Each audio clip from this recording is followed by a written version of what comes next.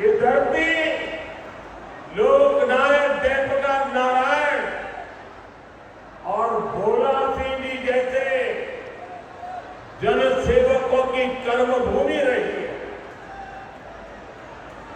मगध की मिट्टी ने इतिहास में अनेक महान संतानों मां भारती को दी है। साथियों, मगध पुरातन भारत की शान है। अब हमें मगध को, बिहार को फिर वही पुराना गौरव लौटाना है। हमें इस क्षेत्र को फिर से वैश्विक ज्ञान विज्ञान का केंद्र बनाना है, विकसित बिहार बनाना है। इसलिए आज मैं एनडीए के सभी उम्मीदवारों के लिए आप सभी का आशीर्वाद मांगने आया और यहां जो मैं उत्साह देख रहा हूं, जो जोश से भरे हुए नौजवानों को देख रहा हूं,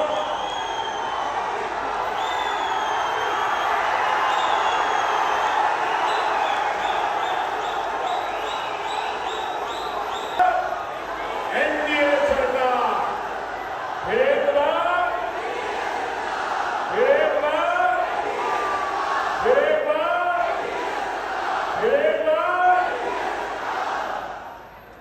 बिहार में फिर से सुशासन सरकार। साथियों, जहां बहुत बड़े स्तर पर खेती किसानी होती है, अनेक परिवार पशुपालन से भी जुड़े हैं। आजादी के बाद की सरकारों ने छोटे किसानों के हितों को प्राथमिकता नहीं दी। इस वजह से छोटे किसान हमेशा संकटों से घिरे रहे। लेकिन ये मोदी है,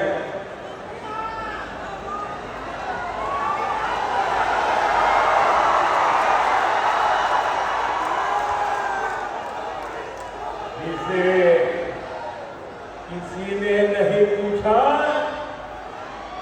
मोदी उन्हें पूजता है।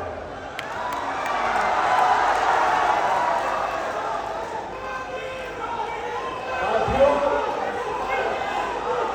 बीते 11 वर्षों में हमारी सरकार छोटे किसानों को कृषि नीति के केंद्र में लाई। आजाद भारत का पहली बार ऐसा हुआ है। छोटे किसानों के लिए बैंक के दरवाजे तक बंद थे। मोदी ने छोटे किसानों के बैंक खाते खुलवाए। आज किसान के उसी बैंक खाते में पीएम किसान सम्मान निधि का पैसा जमा होता है। यहां बिहार के किसानों को अब तक करीब 30,000 करोड़ रुपए मिल चुके हैं। ये मैं आंकड़ा सिर्फ बिहार के किसानों का बताता हूं। और इतना ही नहीं, हमारे नवादा जिले का भी आंकड़ा हम सबका गौरव बढ़ाने वाला है। यहां के 2 लाख किसानों के खाते में 650 करोड़ रुपए जमा हो चुके हैं।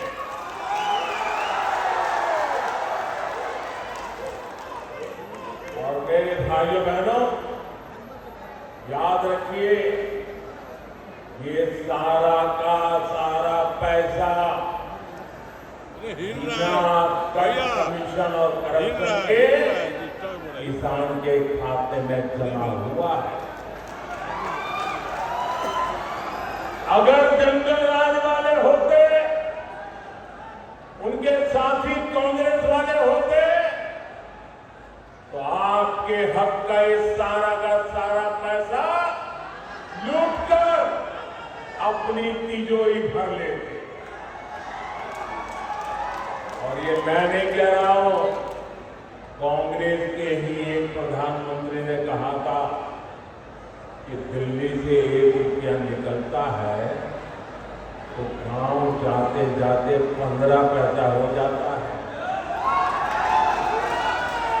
ये रास्ते में ये कौन सा पंजा था जो रुपये को घिस करके 15 पैसा बना देता था।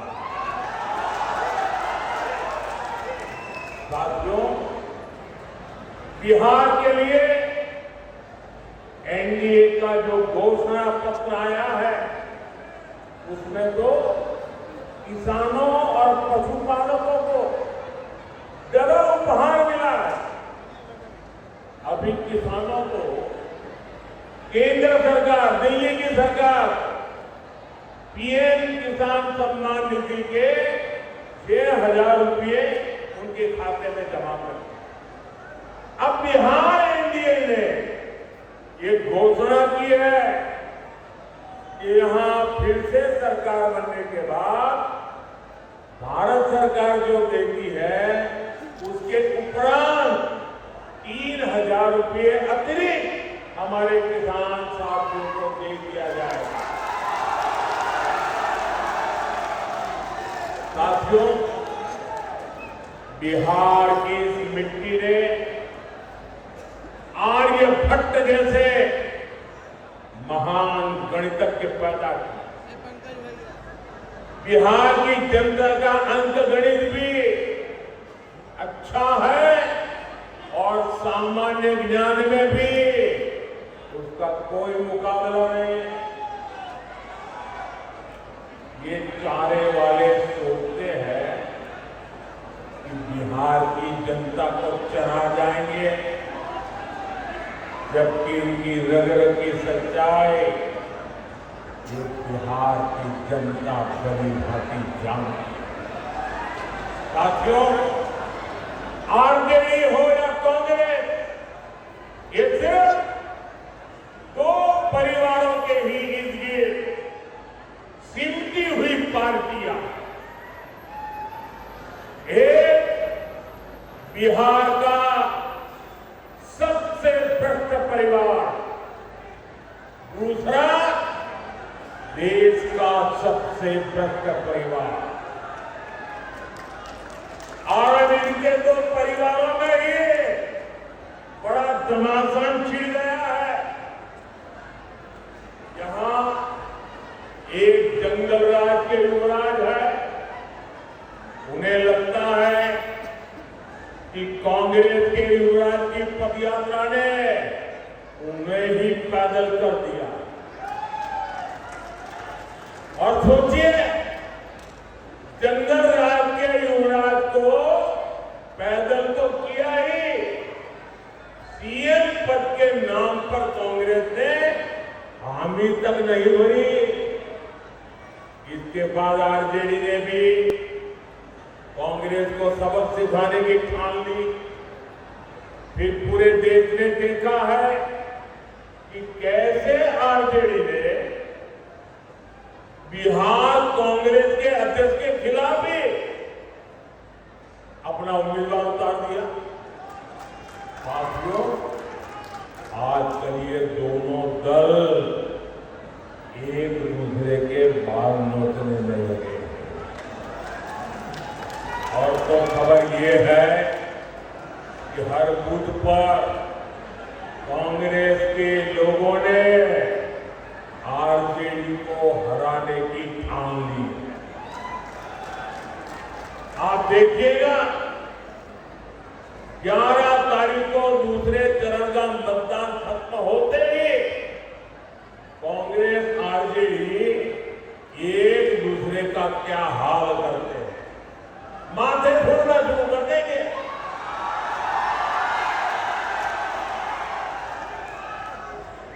साथियों, बिहार का तेज विकास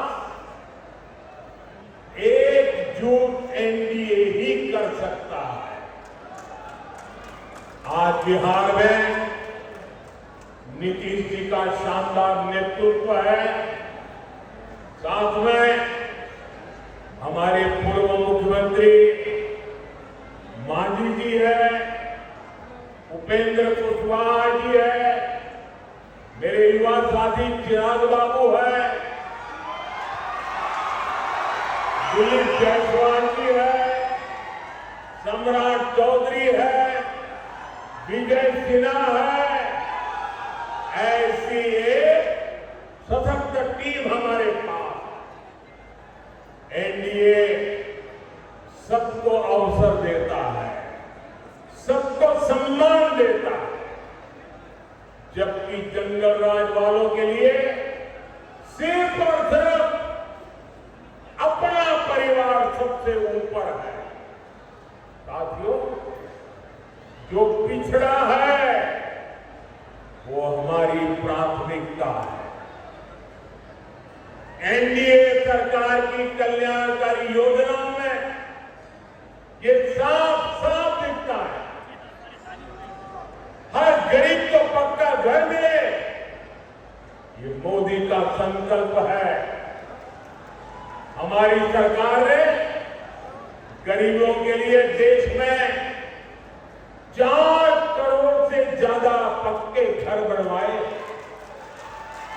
ये 4 करोड़ घर आंकड़ा छोटा नहीं है। यहां बिहार तक के 60 लाख परिवारों को पक्के घर मिले। ये घर किसको मिले हैं?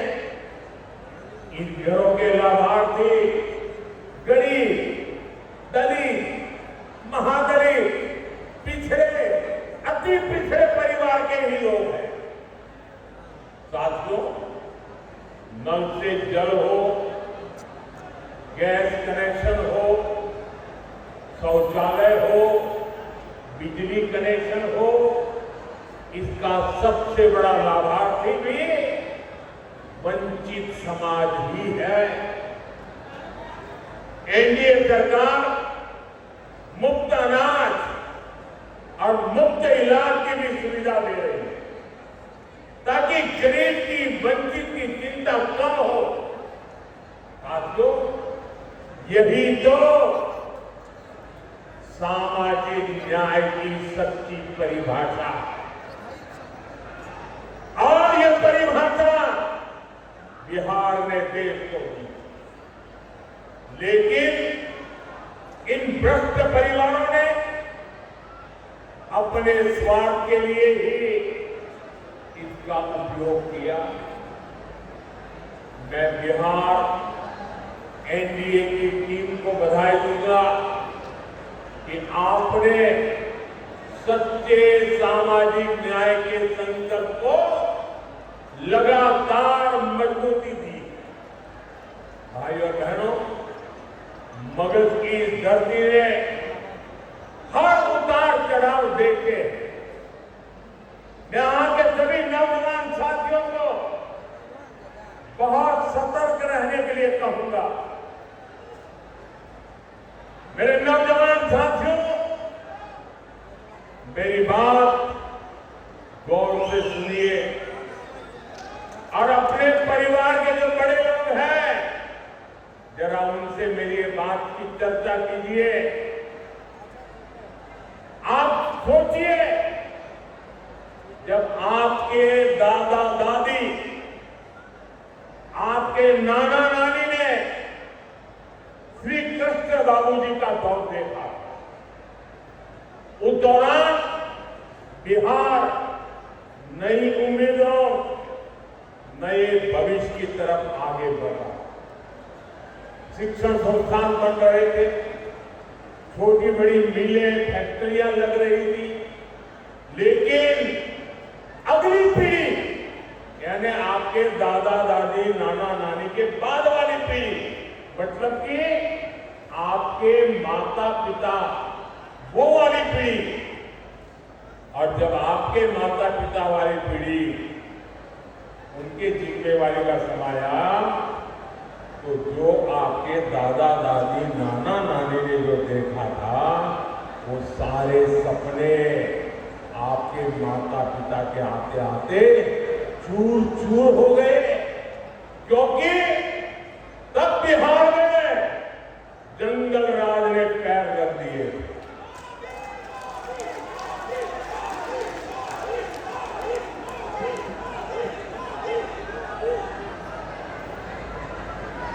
साथियों,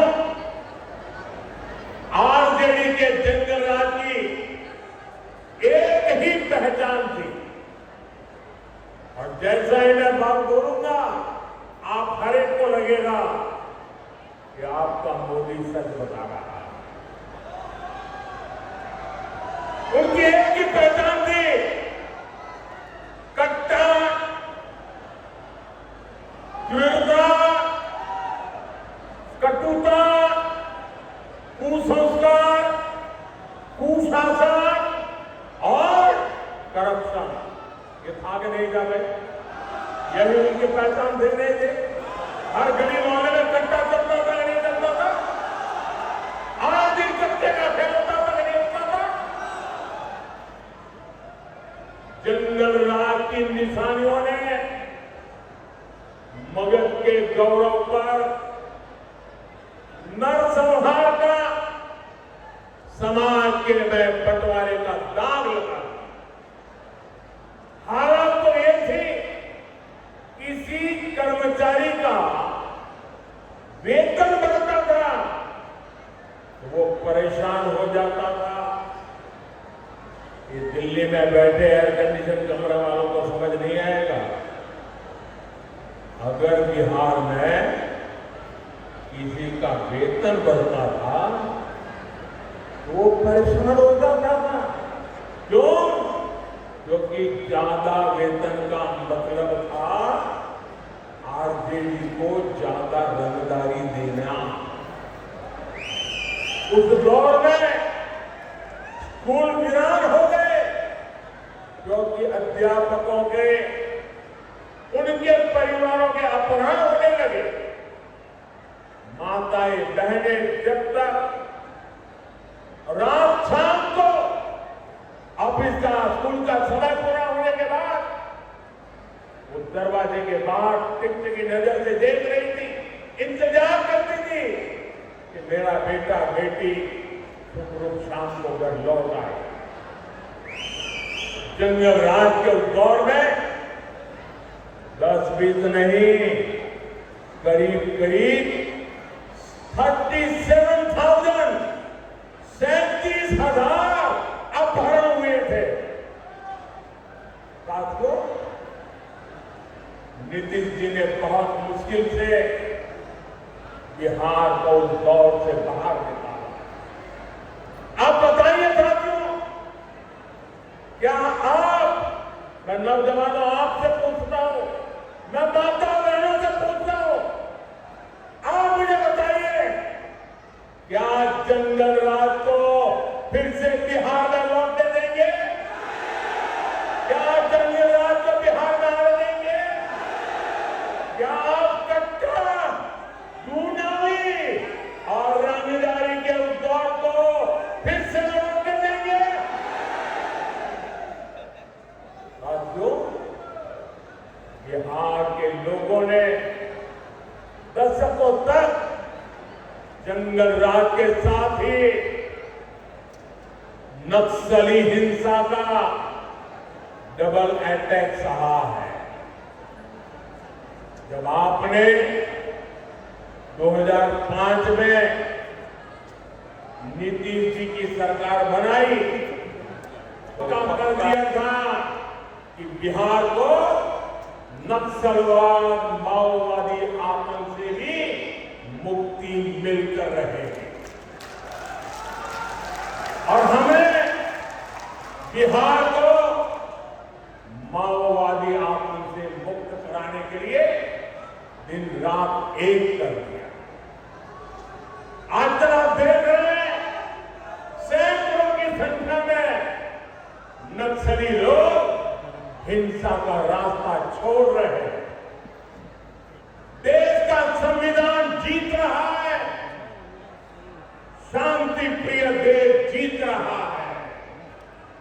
और शहरों में बैठे हुए ये जो अर्बन नक्सल है ना,